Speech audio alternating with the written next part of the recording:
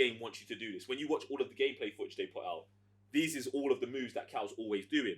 And the reason I don't like that is because we've got 7 skill trees and you're saying I can play my own way, but I really can't. Like, it makes more sense to follow the kind of archetype that they want than do what I want to do and be successful. The legal team, Geek Sensei, Raven, Sam, Mr. Blitzstick. You three, man. Yeah. You man about it. We are live, guys. I'm Sam, Mr. Blitzstick. J1 further to Simon. Welcome to some free DLC. Today we've got Jedi Survivor discussion.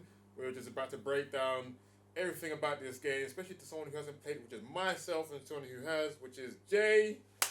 So we're about to see where or why I've even purchased this game. Why should I even play it? You know what I'm saying? So I'll just start off. What are your just general thoughts without spoiling too much thus far? Okay. I'm here. What I'm going to let you guys know, we're not going to talk about the story at all. Nice. Besides, it's great. The story, the narrative of the game is very good.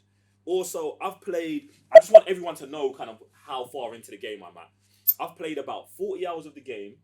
I've completed the story mode, and I have completed maybe 3 skill trees. Do you know what I'm saying? Damn, out of 7? Oh, okay. Something like that. Listen, my number might be off exactly, but there's maybe, I think, 5 stances. There's 2 force trees, and then there is a health resilience, lifestyle tree, I'll call it. You get me? So, my general thoughts on the game. It is bigger and way better than Jedi Fallen Order. If you love Jedi Fallen Order, you are going to love this game. If Jedi Fallen Order wasn't enough for you, you should love this game. It's bigger and better in every single way. So that's just a good start. I think lots of the issues, and I say issues, I say the things that, people complained about in the first game have been addressed. Stuff like fast travel, stuff like having to backtrack all of the time. And yeah, man. Also, I seen one of these comments. Just for anyone who watched our last video, you don't start with a red lightsaber and you don't get a red lightsaber until New Game Plus. It is very disheartening for me, but at the same time, it makes sense. Because there's no weak Sith out there. So you need to New Game Plus to have all of the powers to unlock the red saber to really wreak havoc as a true Sith warrior would. So maybe they was ahead of me in terms of it, but due to the fact I was born with one, sometimes I don't understand. Get me? But yeah, man, bruv, you're gonna have to ask me real specific questions. Real specific Something questions. like that. Okay, specific questions. How would you say the combat has evolved from the first one to this one? Combat is light years ahead of the first game. Now, the base of the combat is exactly the same in terms of parrying, defending, a block meter. But what they've done is you've almost got a special move now. I think they've showed it in some of the previews where I want to say one of Cal's favorite abilities is to freeze things. That now has evolved into almost like a special that you could do and just freeze areas. That's good. To be honest, I didn't even really use it that much. I felt like it was better as a save me mechanic than I'm going to go to this all of the time. I spent more time, and when I fight in games like this, I'm more of I want to use the lightsabers. So what I did is I did everything I could to try and get the lightsaber and the blaster straight away and the cross saber straight away.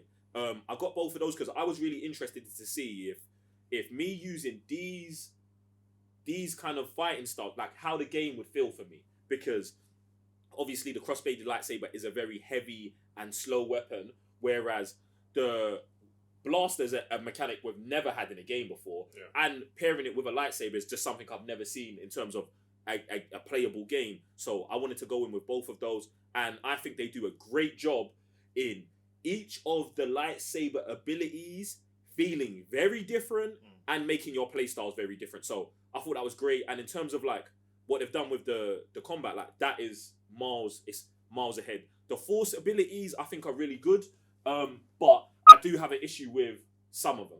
Like, there's a force tree that where you can use confusion, the Jedi mind trick thing, and one of the things that I didn't like about this, and because I play in a very dark side kind of way, and if you want to watch me play, it's gonna be uploaded on my channel, so links below. But yeah, it's disheartening when you spend lots of skill points on a skill tree, and this skill tree can't help you in the most important battles that you're going to be in. And I felt like that was one of the things that was really disheartening to me in the game. So like, I spent lots of skill tree points early in the game on I say early in the game, all the way till the end of the game on confusion mastery, and towards the end, it's useless basically, and it just doesn't. You know what I'm saying? It just doesn't feel good. It feels like everything I've learned doesn't help me when I need it the most. So one thing that they did put in the game was the ability to reset your skill tree, which I also am not a fan of. Really? I'm not a fan of that at all, bro. Why? I'm not. The thing is, in Hogwarts Legacy, you've got skill trees, and they don't give you enough skill points to max out the skill tree. You have to decide finally from the beginning what build you're making. The reason why I don't like being able to reset that is because it's like there's no real commitment to a playstyle, and it also kind of doubles down and highlights the fact that there's skill trees that are useless. Right. Do you know what I'm saying? So what ends up happening to me in the game is I get to a certain point in the game towards the end, and I'm like, well, I've got 20 points in a skill tree that helps me not at all.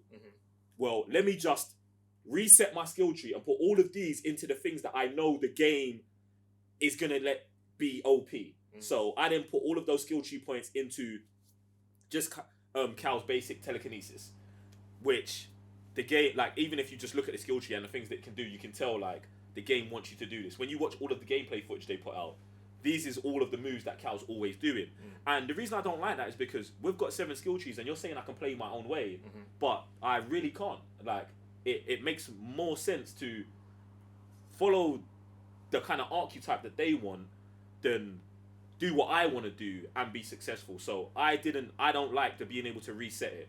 Do you know what I'm saying? But it's not like you can reset it for free every time. They give you one reset. Okay, yeah. They give you one reset for free. The first reset's free, and after that, you've got to use a skill point to reset the tree again. Now, that might seem crazy, but at the same time, with the way the game works and enemies always coming back, there's no lack of skill points. You can get all skill points, all, like, you know what I'm saying? So it's neither here nor there, especially in a game where you can get unlimited skill points. Why be able to reset the skill tree? I was going to say, because my next question was like, how deep would you say the customization is to like the player experience, down to like saying, oh, you're going through a skill tree, no longer liking it, you want to go to, you say, a different skill set? Because I don't know how quick or often these skill sets or skill trees are unlocked, and then just down to how, you say, Cal is looking in the world. Okay, so in terms of the skill trees and how they're unlocked, I mean, it's more so you get the weapon. So I unlock the blaster and the lightsaber, boom, full skill trees there. Nothing's holding me back besides how many skill points I've got to put into it. So on that front, it's cool. I think the way you get experience and the way you level up is pretty much the same as the last game. There's no real issues. I don't feel like it's grindy at all. I feel like it's fine. I feel like the biggest thing is finding the bits that you need, finding the sabers. And what they do is they follow, and for anyone who is up here, they follow a very similar pattern to what they did in the first game. So where you find the double-bladed lightsaber in the first game, it's a similar scenario in the next game. It's a similar scenario. That's all the help I'm giving you right there. I can't say more. All I can say is they follow the same kind of beats as the first game, which I think is good, because I felt like I carried on being like, well, in the first game, this was here, so let me try this. Boom, and it worked. And I like that, because it's like, it's rewarding me for having the experience of playing the first game. So I like that a lot. In terms of other customization, so there's way more customization in terms of Cal. You've seen, I mean, you guys must have seen some of the stuff that's out. You can customize his hair, you can customize his beard, you can customize his jacket, shirt, and trousers. Yeah. So, and I got the deluxe edition. So I started with the Rebel Hero jacket, which is the jacket that Luke Skywalker usually wears. But I stopped calling it the Luke jacket because they give it different colorways. So it's not just the yellow, the bright yellow loud bomber. And then they give you the Obi-Wan Hermit set. Really? But also different colorways. So it's all yours. Do you know what I'm saying? They also give you the Scoundrel, the Han Solo outfit as well. So you can, from the beginning, you can spice Cal up. And I spent so much time in customization. And the thing what is fun is that I would say I am a customization king. I love customization. Everyone knows. Everyone knows. And I think the customization that I've got 40 hours in is limited, but at the same time is enough. Do you know what I'm saying? They don't go crazy with you can change this. There's a couple of pieces that I think that you should be able to change, like what? Gloves. Okay. So they give you shirts, and some of the shirts have gloves on them. But I would just like to be able to change gloves in general. Okay. Do you know what I'm saying? And then maybe shoes. Like just every individual item. Like they broke it up into 3 sections. Maybe if they broke it up into 5, it would have been perfect. But room for improvement in the next game. And what they've done here is also enough. Do you know what I'm saying? So I think in terms of advancing that customization from the first game, they did a perfect job of that. Then you can customize Cal's lightsaber. And what I think I like about the lightsaber as well is because there's new stances like the crossblade lightsaber, there's new additions to the lightsaber that you've got to customize. So the crosssaber lightsaber has an added piece. So now you're customizing that. You get different hilts, the same as in the last game. You can change the color. You start with all colors, except for red. But yeah, we've gone through that already. You can customize BD in ways. I don't think could you customize BD in the first game? Maybe his colors. Yeah, you can customize colors in the first game, but now you can customize every single piece of BD. You can customize his ocular system. You can customize his head, his body, and his legs, and make BD the way you want. And I love that as well because BD is what I said in my playthrough is probably the best companion character I've ever had in the game. And someone's gonna be like, "What about The Last of Us?" I think it's a big difference in what BD does and which someone like Ellie does. Do you know what I'm saying? And now I've played 2 full games with BD. BD's top tier. Trust me. And BD, listen, they don't just let Cal's powers increase. BD increases. BD's got moves. He's got attacks. Like BD is legit in this game, bro. Super legit, bro. So in terms of customization, I'm giving it a big thumbs up, man. They went hard. The only thing that they left out, which they had customization in the first game, but doesn't have in the second game, and if they do, 40 hours in, you ain't got it, is the Mantis, the ship that you fly. And I was really excited because I was like, in the first game, you can customize the colors of the ship, and I was thinking maybe I can change like some of the cosmetics inside, maybe some of the cosmetics outside, but you can't do that. With all the customization I got, I can't be mad, but it's one of those ones. So yeah, that's gonna lead into my final thing about, obviously you just mentioned the ship. So I was gonna say, and I know you don't want to talk about it, but if you could just lightly touch on the worlds and why we're going to said places, and if you could touch on the ship as well, if possible. Okay, so the worlds, I'll give them a slight round of applause because what they do is, and bear in mind, guys, I don't want to say I've explored every map to the extent I have not. I've explored, I think I'm currently at 5 worlds, which I think they said was maybe the max. I think that might be all of them. And well, that's all of the worlds that you unlock during the main story campaign. So if there are more, I don't know of them. Hopefully they do bring more in DLC. But the worlds are great. They're way more expansive and they're way more interactive. It's like everything you do in the world kind of pays, like there's a reason for it now. So it's like Cal goes out and he'll meet someone in the world and they might give him a side quest.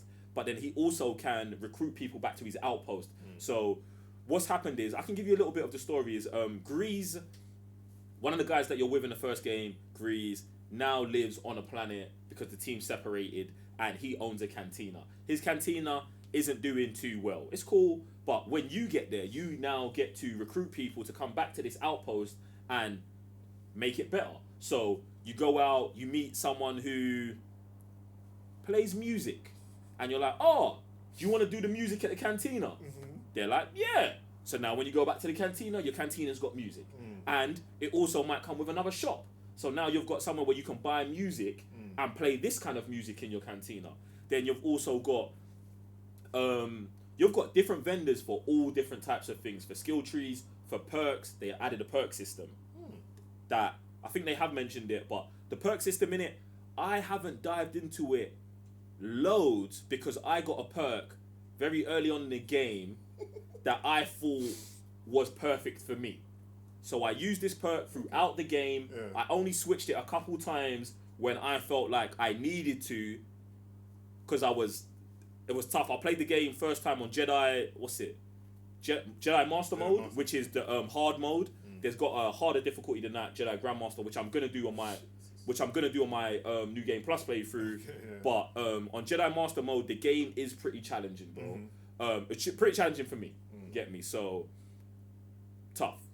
Different vendors in the stores. Yeah, there's different vendors. I like that. All of the characters. Oh man.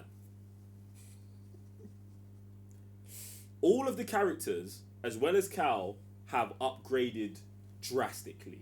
Everyone's better. Everyone's better.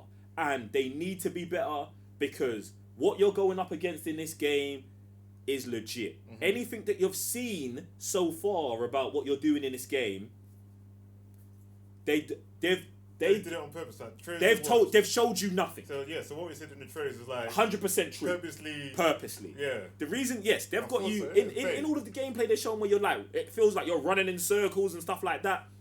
There's a reason. Okay. And they've marketed the game correctly and they've kept all the best things for in the game. Okay. You listen, bruv, I'm going crazy all the way through the playthrough because they just address things so well. And do you know what I'm really happy about? Cal Kestis, you man. If you guys have been watching the channel, I said it. I really thought Cal Kestis after the first game is a very boring character. Okay. He's a very boring guy. He's got a very generic story, the same as every other survivor of Order 66. Oh, Order 66 happened. My Jedi Master died, and now I'm out here. In this game, Cal is a different guy. He has grown up drastically. His mindset's different. What he does is different. His outlook's different, and I think he really needed that because now I'll say Cal Kestis top three Jedis in my book of Jedis, and that is a very short book, but he's firmly in there because the stuff he does in this game is legit, bro. And I'm not even talking about the game, but I'm talking about the decisions he's making. Okay. His mindset going against enemies. It's legit, bro. I don't know how Jedi-ish it is, but let's say Cal is carving. The best ones are always borderline, though. Yes, they are. Yes, they are. The best ones are always borderline. I mean, the best ones are always borderline, except for Obi-Wan. Do you know what I'm saying? Yeah. And that's what and this is what I like about Cal. It's like Cal knows he's living in the time where the Jedi Order's done, and I would say he's a harder character, man. He's a harder character in this game, and the guy that plays him, I am now firmly in the camp of he should appear as this character in live action after this game. I didn't believe that before, but after this game, 100% has to happen. Has to. And I'm really excited for the next game, even though I want copious amounts of DLC for this, because the worlds are beautiful, they look great, there's so much to explore. Yeah, man. And enemies. The enemy types in this game, they went crazy with. They was just like, yo, we're just adding everything. There's way more enemies. They group the most difficult enemies together on purpose to bruv. Combat is so challenging in this game, bruv. Especially early on. It's like the better you get, the more combinations of worse enemies they put together to make sure in terms of battling, it's always challenging, bruv. Like, there's never battles that are like easy. And what I would say is when you get that combat down perfectly, the level of satisfaction you get, from doing a perfect dodge or a perfect parry into a one strike kill, unmatched, bro. I love it, fam. Love it. Cold. Come on, you gotta have more for me, bro. I'm trying to think about some of the stuff I didn't like. I played the game. I played the game on PS5. I played it on full graphics whore. So you didn't play it on the frame? I did not play it on frame. But what was, and I'm gonna say it now. This is the first time in gaming that I've ever been like, I need to change it to. I need to change it to frame rate because of what happened. So it got to a stage where, and bear in mind, I was playing a pre-zero patch version of the game. So these issues that I'm talking about now might not even be in the game when it comes out. Because when I got towards the end of my playthrough, there was a 0 patch that dropped, and there will be a day 1 patch that drops as well. So some of these things might be cleaned up, but when I was playing in resolution mode, for the majority of the game, perfectly fine. There was one stage where I was fighting maybe 15 enemies, and the frame rate went crazy, and it was kind of tough to keep up with the battle. And I thought about changing it, but like I said, I usually play games on resolution mode, so that's why I wanted to stick with it. I stuck through it out, and I didn't really think there was too much issues with it, man. Do you get what I'm saying? On my New Game Plus playthrough, frame rate mode is gonna be essential. Do you know what I'm saying? But the game looks great. On both, because I did look at it on both. It looks great on both. So I was loving that, and that was a question that someone did ask me online. Someone was like, "Listen, just tell me what it looks like on 60 frames per second. It looks good." I was gonna say, because obviously, to me, action games, I would immediately go to like frame rate, because you don't want to miss anything. You don't. Yeah, exactly. But obviously, everyone's got that choice. It's good that they've put that choice in there, and it does go up to 60. Because I heard there's obviously some games out, especially I think for PC. Some people saying there's issues with that at the moment. Yeah. But hopefully they will get patched out. To me, when it comes down to the whole 60 frame, like we're in next gen or current gen, like everything should be set on 60 frames. I don't really agree, man. I think I understand. Yeah, I think that like you've got to do what's best for your game. Yeah. Do you know what I'm saying? So if your game can't have 60, it can't have 60. Right, that's it. It's just I think again, it's just the loud few. As soon as they hear, oh, it only works in 30, they're like, oh, but it's next gen, it's meant to be doing this, it's meant to be doing that. Why isn't it optimized rare tear? And it is a bit mad. So sometimes it's either one or the other. Either the graphics are up to, I forgot what it's called, that thing where the water ray tracing, yeah. You have to get the ray tracing in the game like perfectly fine, or you get the frames in. And I don't feel like every single game needs 60 frames. Especially if it's a slow game, put the resolution up to freaking 8K, because then it's not going to tax out the machinery. Obviously, I'm not saying that the PlayStation 5 hardware is old, but the PC software moves so fast, obviously it's always going to be behind, regardless anyway. So for me, like I said, personally, I would play an action game on 60, and let's just say a story-heavy game on 30. But like I said, if one only can depend on one or the other, then I would always go for resolution, because everyone's buying 4K TVs. But not every 4K TV can support 60. And me personally, like, I usually, like I said, graphics or I want my games to look good. Yeah, like it's almost photorealistic. Yeah, I want my games to look as good as possible, and I will always take that over the minuscule differences in frame rate or gameplay. But that's me personally. Lots of gamers ain't like me or choose otherwise, and that's cool. But I think for me, calm. I think the average person as well would like that as well, because I feel like some people only notice it once you went from 30 to 60. But if you start at 30, most of the consumers aren't noticing those frames. They're really not going to be bothered. It's not going to be something that they even look into too much either. That's so it. And look at Switch. Switch has exactly, they don't do 60, or they already do 60. If your game's good, your game's good. That's it. That's the bottom line. So yeah, man, this game is super legit and fire, bruv. And I can easily see myself throwing 100 hours in. 100 hours in. Yeah, man, I'm really happy with what we got with the game. Shout out to EA for sending us an early copy. Legit, man. The lightsaber stances is one thing that I do want to go in and try out more. I spent a lot of time with the double lightsaber as well. So my 3 main classes were crossblade, saber and a blaster, and 2 lightsabers. Because you had the 2 lightsabers in a move that you did in the previous game, but you never had it just to pick on its own. Yeah. So trying that out was super legit, man. And it does make you have to play differently, depending on what you're using, man.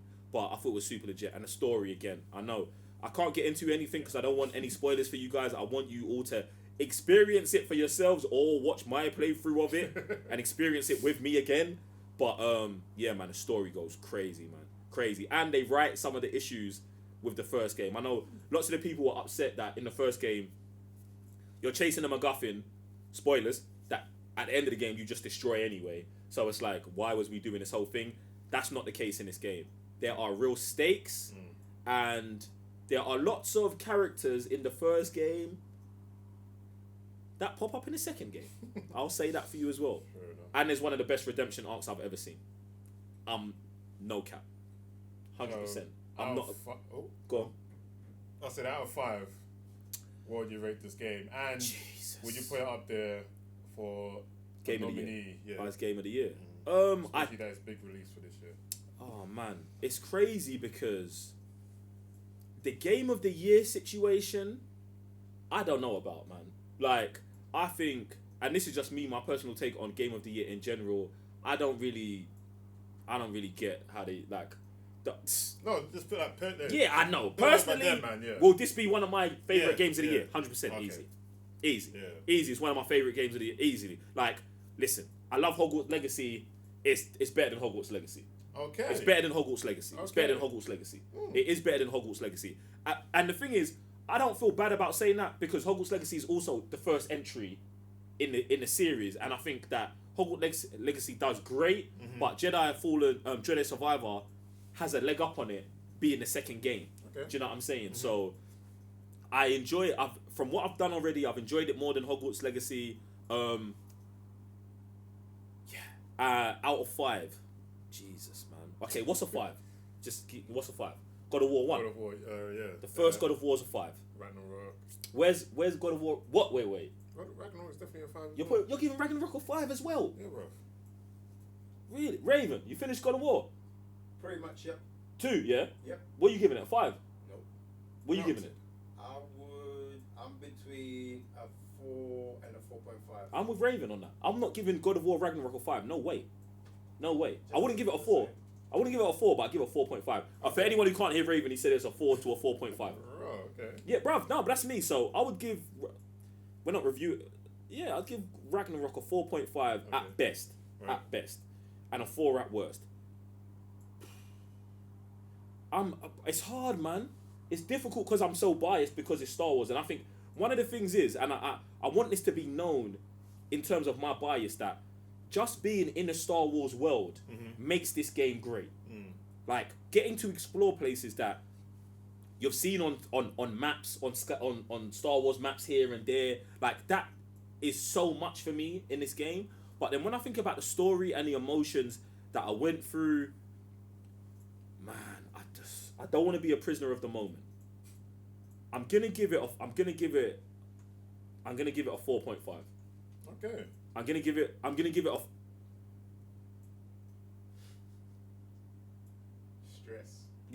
real stress. I'm giving it a 4. Okay. I'm giving it a 4. The reason I'm giving it a 4 because I need to complete everything. Do you know what I'm saying? Like with God of War Ragnarok, I've platinumed the game. I've 100%ed it. God of War, I've 100%ed it, and I sometimes don't even like giving out ratings until, like, you know what I'm saying, you're really 100%ed the game, even if you don't have the platinum trophy. So at this point, 40 hours in, it's a strong. It's a 4.5. I'm giving it a 4.5 right now. I know. 4.5, bruv. The game's hard, man. Cool. The game is hard. For those people who just like combat, it's legit. So in terms of accessibility, and this is one of the things that I've been loving that we've been doing more and more in games, is like giving everyone all of the accessibility options to really play the game that the way they want to play, with as much assistance or lack of, or being able to edit things that you can. And I love that they've got an option in the game to play all combat in 50% speed, and which seems mad, but it is actually really good. Do you know what I'm saying? Because the combat in this game is so advanced that some people, even on story, different. Listen, this game is good. The combat in this game is challenging. bruv. Even on story difficulty, for casuals, it might be a struggle. Yeah. So flicking that on and then really like it, bruv. It's not that the enemies are 50% slower. Everything's 50% slower. So it's just almost more precision. Do you know what I'm saying? It's like a dance, bruv. It's crazy, man. But bruv, the game's super legit in terms of that. One thing I did love as well, fully customizable controls. Oh, really? So any button you can change to anywhere else? Yes. Oh. But Oh. as you will see in my playthrough, because of how you unlock things in a game, sometimes like I didn't find my final controls until I'm 80% of the way through the story. Because obviously as I'm going through the story, I'm unlocking more abilities, and then when you go to the button layout, for stuff that you don't have, it doesn't tell you what it is. It says locked. So I'm like, oh, if I change this, will it affect this? So then what happened was every time I got something new, I had to kind of change a couple of buttons to make it work again. But what ended up happening was right when I unlocked everything, my button layout became perfect. And it was so satisfying. Do you know what I'm saying? It's almost like one of those things that it had to gratify, it took time to get there. But once I got there, yeah, man, Cal felt super legit, and I could play the way I wanted to. And I feel like that was so important because in the first game, I feel like there's some controls that, I know they say that, they say that they give you the best controls to have the best playthrough, but bro, you're not me. So you don't know, like, and one of the things that I did in my playthroughs, I switched the controls from using the lightsaber on the face buttons to the shoulder pads, shoulder buttons. So like attack it, like swing the lightsabers at R1 and defend is L1, and I felt like it's definitely a way to go. Do you know what I'm saying? So if you see my playthrough, you'll see the way I lay out my buttons, and maybe I'll do a video just on that, bro, because I think it's super legit that they've got it in a game, and a game like this you need it, especially with how many playstyles you've got, man. So yeah, really love the playthrough. I thought it was great, man. Cool. So 4.5, yeah. I'm giving it a big 4.5, but with room for maneuver. Do you know what I'm saying? Because after I 100% the game, there might be more stuff in the game that I'm like, nah, man, this is even better, or maybe this could have been tweaked. But right now I'm at 4.5, man. I really enjoyed the game. Oh, sounds super legit. Still, just don't know when I'm gonna jump onto it, but yeah, man. Like as soon as I been hearing about the game and stuff. For me, it's just like Respawn. Like I just know they're just a legit studio. Mounts. Mounts. Oh. There's mounts in the game. They're not all great. I would say that. Then the thing is, there's one specific. We did traversal. I know. Traversal in the game goes crazy. Right. Crazy. They take it to the next level. Like in the beginning of the game, I was like, yo, this is like Uncharted. It's like Nathan Drakey. Like an hour later, I'm like, nah, Nathan Drake, hold my lightsaber, hold my blaster, hold my beer, hold the mantis, hold everything. Cal can pretty much fly in the game. Okay. Like, the grapple hook paired with the Jedi jump, paired with the wall run, paired with BD's abilities, madness. It is a game in itself, the traversal alone. And with the way the maps are, you need it. And I love it, man. So I think that was super great too. But yeah, there's that one mount. There's one mount that made me rage the whole game.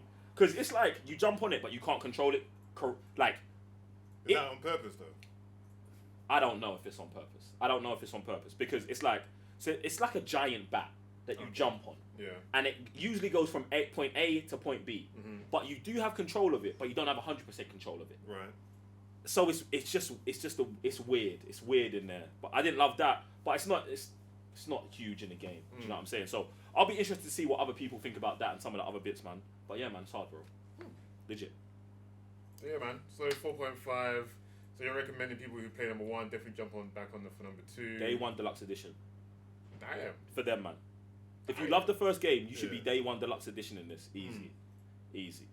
And would you say, if you haven't played the first game, do you jump to this one straight away? Do you think that's possible? I mean, it is 100% possible. In the beginning of the game, much like in Ragnarok, they give you a recap of all of the events of the first game. And due to the fact that in the first game, like I said, you search a MacGuffin and then destroy it, this game would be a great starting point, but at the same time, why would you do that to yourself? Because there is a PS5 version of Jedi Fallen Order that I would say, yeah, go dive into that, learn about Cal's past, and then do this. And one of the things they do in this game is that like they make it feel really good in terms of giving you more about Cal's past as well. So it kind of goes over the stuff that you win in the first game, and then adds added context to why Cal's making some of the decisions he's making in this game, and why he is becoming the man he is right now. So super legit. No, I always just find it always kind of important that a game can be standalone. It's very without standalone. Ever going to prequels and stuff. So you can always just jump into a game. Not that I would personally, because I would play number one, then play this. But if someone wants to just get this is for like a gift. Imagine there's a Star Wars fan. Yeah. And they don't know that they've played the previous one and bought them this. Would that be an issue? And you're saying no. No, not Like, at all. yeah. Not at all. Like, So if- I think that stuff that kind of is important still. I'm not even like I'm not mad at it. Like it's a great place to start with Cal, bruv. Like the character of Cal in this game is way better than the character of Cal in the first game. So for that alone, I would be like, yeah. But at the same time, just play the first one. Okay, cool. Yeah, man. So Jedi Survivor, you're saying is up there, especially one of the good games of this year. 100%. Guys, let us know in the comments down below. What do you think of Jedi Survivor? Are you getting it day one? Are you gonna wait? Have you played the prequel? Looking towards the sequel? Watch And my playthrough. them things there. Watch my playthrough. Watch my playthrough. Links in the description below, bro. There you go. And yeah, we'll see you in the next one. Appreciate you for being here. I'm Sam, Mr. Blitzdeck. J1 further to Cybernuts.